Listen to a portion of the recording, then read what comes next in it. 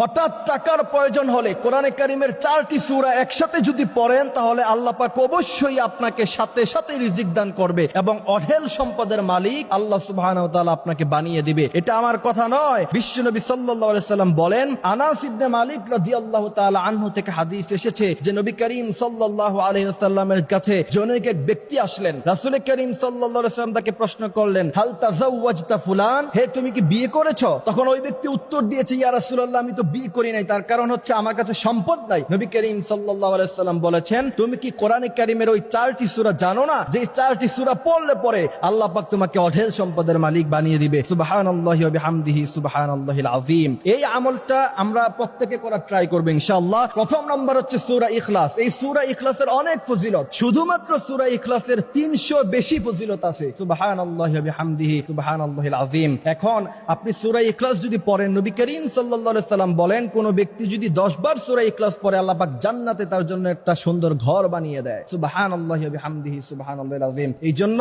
প্রথম নাম্বার হচ্ছে সূরা ইখলাস, এটা আমরা নিয়মিত পড়ব। দ্বিতীয় নাম্বার হচ্ছে সূরা নসর। নবী করিম সাল্লাল্লাহু আলাইহি সাল্লাম বলেছেন, ইদা জা নাসরুল্লাহি ওয়াল ফাতহ ওয়া রাআইতান নাসা ইয়াদখুলুনা ফি দীনিল্লাহি আফওয়াজা ফাসাব্বিহ বিহামদি রাব্বিকা ওয়াস্তাগফির। নবী বলেছেন যে এই সূরাতুন নসর হলো গোটা কোরআনে কারীমের 4 ভাগের 1 ভাগ। সুবহানাল্লাহি ওয়া বিহামদিহি সুবহানাল্লাহিল আযীম। তৃতীয় নাম্বার হচ্ছে সূরা কাফিরুন, কুল ইয়া আইয়ুহাল কাফিরুন লা আ'বুদু মা তা'বুদুন ওয়া লা আনতুম আ'বিদুনা মা আ'বুদ ওয়া লা আনা আ'বিদুম মা আ'বাদতুম ওয়া লা আনতুম আ'বিদুনা মা আ'বুদ লাকুম দীনুকুম ওয়ালিয়া দীন। এবং এই সূরাটা অবশ্যই আমরা শুদ্ধ করে পড়ব, সূরা কাফিরুন। তারপর 4 নাম্বার হচ্ছে সূরাতুল জিলজাল। নবী করিম সাল্লাল্লাহু আলাইহি ওয়াসাল্লাম বলেছেন, সূরাতুল জিলজাল হলো গোটা কোরআনে কারীমের 2 ভাগের 1 ভাগ। সুবহানাল্লাহি ওয়া বিহামদিহি সুবহানাল্লাহিল আযীম। সুতরাং প্রথম নাম্বার হলো সূরা ইখলাস, দ্বিতীয় নাম্বার হলো সূরা নসর, তৃতীয় নাম্বার হলো সূরা কাফিরুন, চতুর্থ নাম্বার হচ্ছে সূরা জিলজাল। প্রথমে আপনি 2 রাকাত সালাতুল হাজাত নামাজ পড়বেন, তারপরে 4টা সূরা একসাথে পড়বেন, এরপরে আস্তাগফিরুল্লাহ রাব্বি মিন কুল্লি যামবি ওয়া আতুবু ইলাইহি লা হাওলা ওয়া লা কুওয়াতা ইল্লা বিল্লাহিল আলিয়্যিল আযীম। দুরূদ ইব্রাহিম পড়বেন অথবা সাল্লাল্লাহু আলাইহি সাল্লাম পড়বেন। তার কারণ হচ্ছে নবী বলেছেন, মান সাল্লা আলাইয়া ওয়াহিদাতান সাল্লাল্লাহু আলাইহি আশারা। কোন ব্যক্তি যদি একবার বিশ্বনবীর উপরে দুরূদ পড়ে,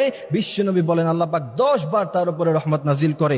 এরপরে যদি আপনি আমলটা করার পরে আল্লাহ পাকের কাছে চাইতে পারেন, আল্লাহ বলেন, ইন্না রাব্বাকা ইয়াবসুতুর রিজকা লিমান ইয়াশা ওয়া ইয়াকদির। আমার কাছে অজস্র আছে, অসংখ্য আছে, তুমি কত চাও আমি আল্লাহ তোমাকে দিয়ে ভরপুর করে দিব। এই জন্য আমরা অবশ্যই এই আমলটি করব ইনশাআল্লাহ। আল্লাহ পাক আমাদেরকে আমলটি করার তৌফিক দান করুক, আমিন।